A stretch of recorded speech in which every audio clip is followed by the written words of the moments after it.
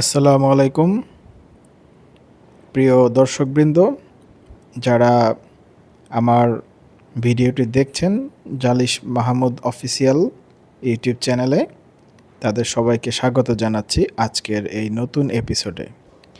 আজকে আমরা একটি বিনোদন কেন্দ্রে এসেছি। বিনোদন কেন্দ্রটি মূলত বরিশাল জেলার বানারীপাড়া উপজেলায় অবস্থিত। আসলে রেস্টুরেন্টটির নাম হচ্ছে অন্যরকম রেস্টুরেন্ট। আপনারা দেখতে পাচ্ছেন সাইনবোর্ড। তো এটি একেবারে সন্ধ্যা নদীর উপরেই অবস্থিত। আর রাস্তা হচ্ছে ভেরিবাদের রাস্তা, রাস্তার পাশেই নদী, সেই নদীর উপরেই এই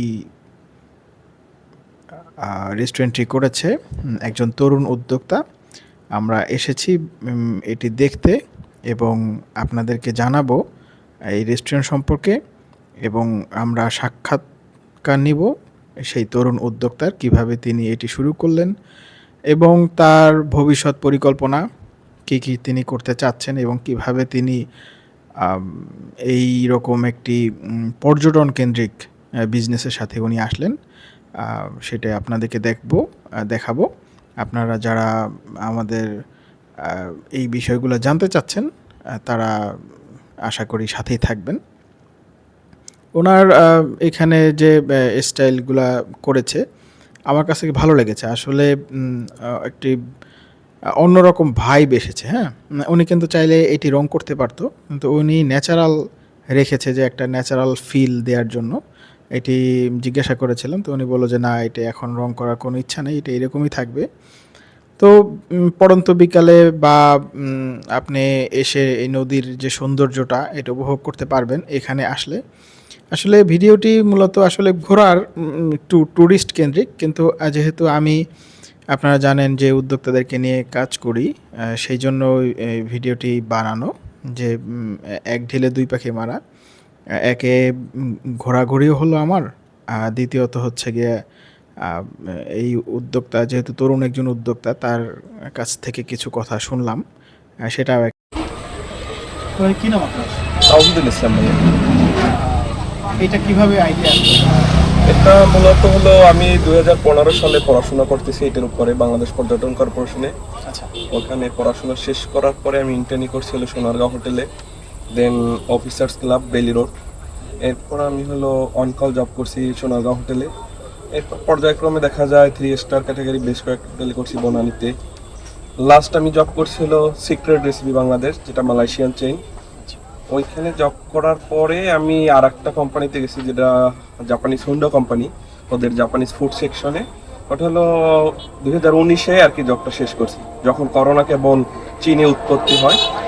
এরপর হলো আমার একটা চিন্তা ভাবনা একদম শুরু থেকেই, এটা হলো শুরু থেকে যে আমি এই রিলেটেড যেহেতু পড়াশোনা করি, আমি একটা বিজনেস করবো। তো 19-এর শুরুতে আমি জব ছেড়ে দেবো এরকম চিন্তা করে 2020-এ আর কি বাণিজ্যপাড়াতে আসি। এরপর হলো গার্লস স্কুলের সামনে, ওখানে অন্যরকম নামে আমার রেস্টুরেন্ট ওপেন করি ছোট পরিসরে। এরপর করোনার 3 মাস একদম লকডাউনে আটকা, ওই অবস্থায় আমি দেখা যায় পার্সেল সার্ভিসটা চালু করি। মোটামুটি বাণিজ্যপাড়াতে ভালো সাড়া পেয়েছি। পর্যায়ক্রমে ইনশাল্লাহ সবার সহযোগিতায় বাণিজ্যপাড়াবাসী যেভাবে আমাকে সাপোর্ট করছে, খুব ভালোভাবে একটা সুনাম অর্জন করতে পারছি। আস্তে আস্তে ওই দেখায় মানুষের অনলাইনের প্রচারণায় দেখা যায় বেশ কয়েকটা রেস্টুরেন্ট আছে আমাদের বাণিজ্যপাড়াতে। এখন একাধিক রেস্টুরেন্ট, যেখানে একমাত্র আমি একটাই ছিলাম, মানুষ বার্গার বলতে কি বাণিজ্যপাড়া আমার কাছেই জানতো। এখন প্রায় 10টা প্লাস মনে হয় রেস্টুরেন্ট হবে।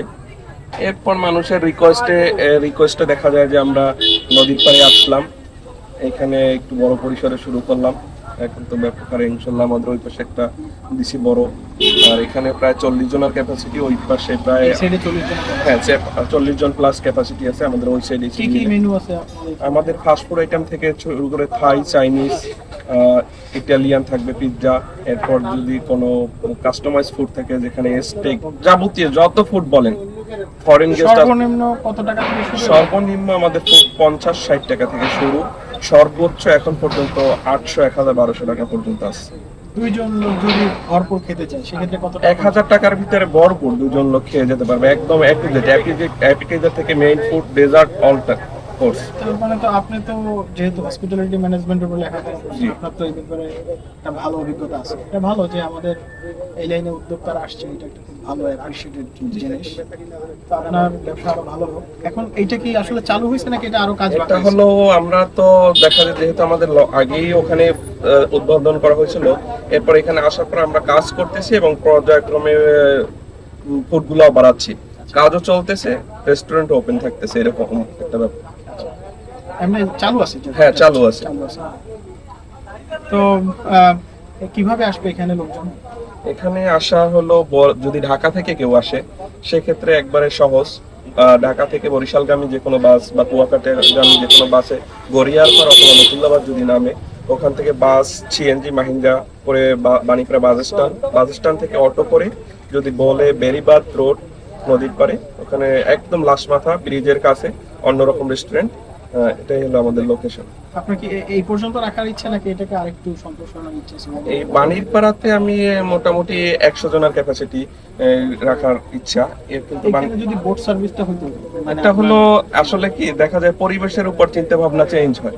দেখা যায় আমাদের এলাকার উন্নয়ন, এক একটা স্থাপনা কিংবা পার্ক হলো, ওই সহযোগিতা বা সাপোর্টের কারণে আমাদের চিন্তাধারাও চেঞ্জ হয়ে যাবে। এখানে যেরকম একসময় রোড ছিল না, মানুষ এখানে রেস্টুরেন্টের কথা ভাবেও না, এখন দেখা যায় নতুন করে নতুন কিছু হচ্ছে, ইনশাল্লাহ ভালো কিছু হবে, এটাই আমরা প্রত্যাশা রাখি। ধন্যবাদ। বর্তমানে যে সকল উদ্যোক্তারা সেবা খাতে বিনিয়োগ করছে তারা খুব ভালো করছে। সেবা খাতে বিনিয়োগে আসলে পুঁজি কম লাগে, খুব দ্রুত মুনাফা চলে আসে বা খুব দ্রুত বিনিয়োগ যেটি করা হয় সেটি ফেরত আসে। এছাড়া বড় বড় মেশিনারিজ কেনার ঝামেলাটা থাকে না। তবে এই খাতে আসতে হলে আপনাকে অবশ্যই এই খাতে দক্ষতা অর্জন করতে হবে।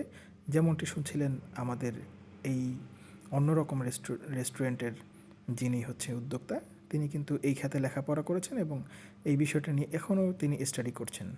তো আপনারা চেষ্টা করেন এই খাতে বিজনেস করার জন্য এবং বানারীপাড়ায় এই যে বিনোদন কেন্দ্রটি, এখানে আপনারা সবাই ঘুরতে আসবেন সেই আশা করছি।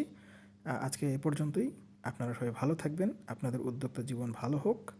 আর আমার এই ভিডিওটি যদি আপনাদের ভালো লেগে থাকে তাহলে আপনারা লাইক এবং শেয়ার করতে পারেন। আর যদি ভিডিও সংক্রান্ত বা কোনো ধরনের আপনাদের কোনো প্রশ্ন থেকে থাকে সেক্ষেত্রে আপনারা কমেন্টস বক্সে আপনারা লিখতে পারেন। সকলকে ধন্যবাদ।